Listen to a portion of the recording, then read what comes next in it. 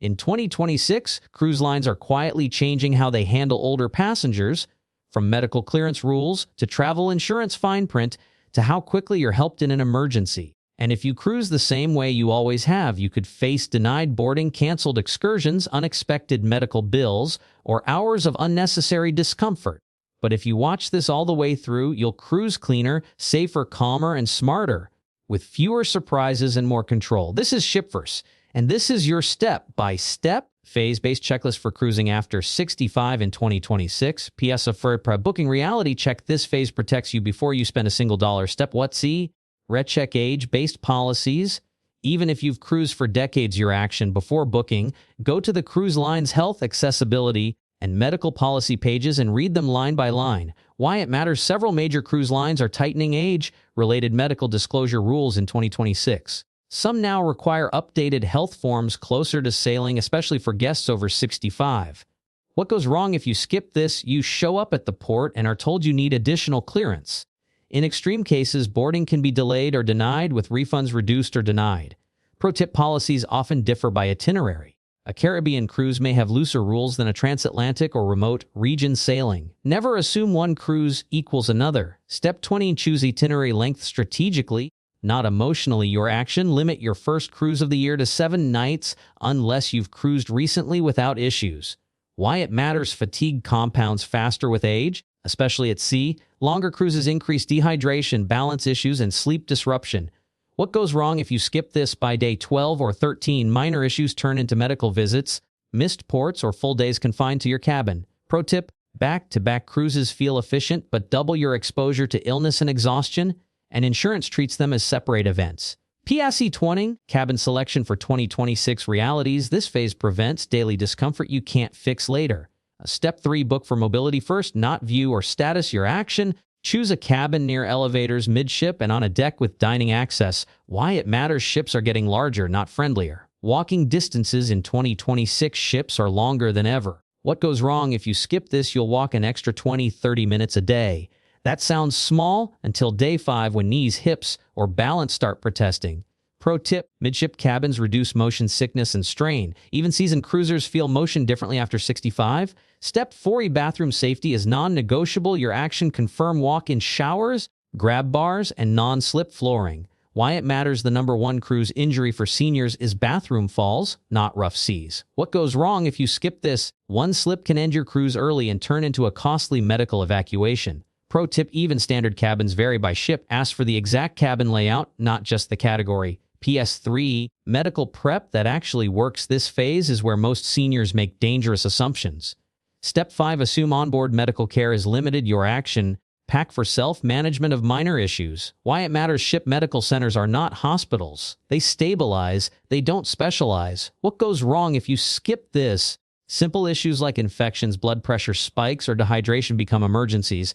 Pro tip: bring written medication lists with dosages. In 2026, some ships require this before dispensing even basic meds. Step 60, update prescriptions with extra buffer. Your action: bring at least 7-10 extra days of all medications. Why it matters.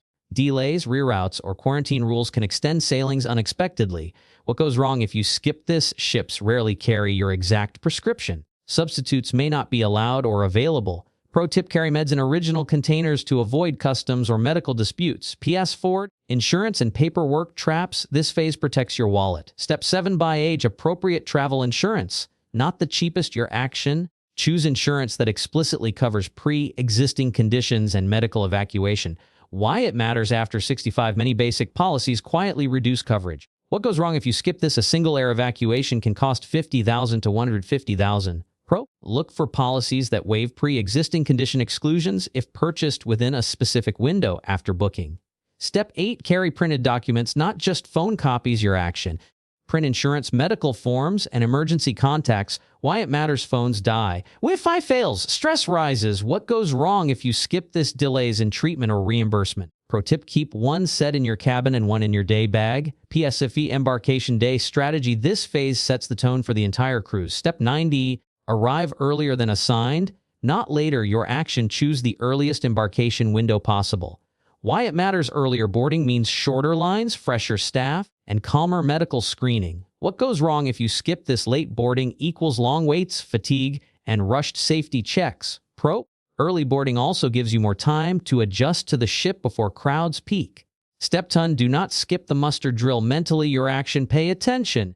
Even if you've cruised 20 times, why it matters: emergency procedures change, ships change. What goes wrong if you skip this in a real emergency? Hesitation costs time and time costs lives. Pro tip: ask staff about assisted evacuation options. They won't offer unless you ask. PSE 6D, onboard living after 65. This phase keeps you comfortable day to day. Step 11: hydration is your silent priority. Your action, drink water regularly, not just when thirsty. Why it matters: dehydration worsens balance, blood pressure, and fatigue. What goes wrong if you skip this: dizziness, falls, and medical visits by day 3 or 4. Pro tip: alcohol counts against hydration. Alternate every drink with water. Step 12: pace activities like a marathon, not a sprint. Your action, choose one major activity per day. Why it matters: overbooking leads to burnout. What goes wrong if you skip this? You'll miss ports because you're too tired to leave the ship. Pro tip: sea days are recovery days. Treat them as such. PASA 70 port days and excursions. This phase prevents injuries off the ship. Step 33: avoid moderate excursions unless you verified details your action. Ask about walking distance, terrain, and rest stops. Why it matters: moderate is often defined by younger travelers. What goes wrong if you skip this? You're stranded, exhausted, or injured miles from the ship. Pro tip: fly private tours, allow pacing and bathroom access, worth the extra cost. Step 14: always carry ship contact info, assure your action. Bring the port agent's phone number. Why it matters: missed all aboard times happen fast. What goes wrong if you skip this? Expensive travel to the next port, or worse. PSE 80, disembarkation, and after this phase finishes strong. Step 50: choose assisted disembarkation. If offered your action, use luggage assistance and early exit options. Why it matters: fatigue peaks at the end of cruises. What goes wrong if you skip this? Falls, stress, and missed transport connections. Pro tip: porters move faster than you think and safer. Final selection traps to avoid: do not assume loyalty status protects you from age-based rules. Do not downplay medical conditions on forms. Honesty protects you. Do not overpack. Heavier bags increase injury risk. Do not ignore small symptoms. Small issues escalate fast at sea. And here's my question for you: what's the one thing that surprised you most the last time you cruised after 60?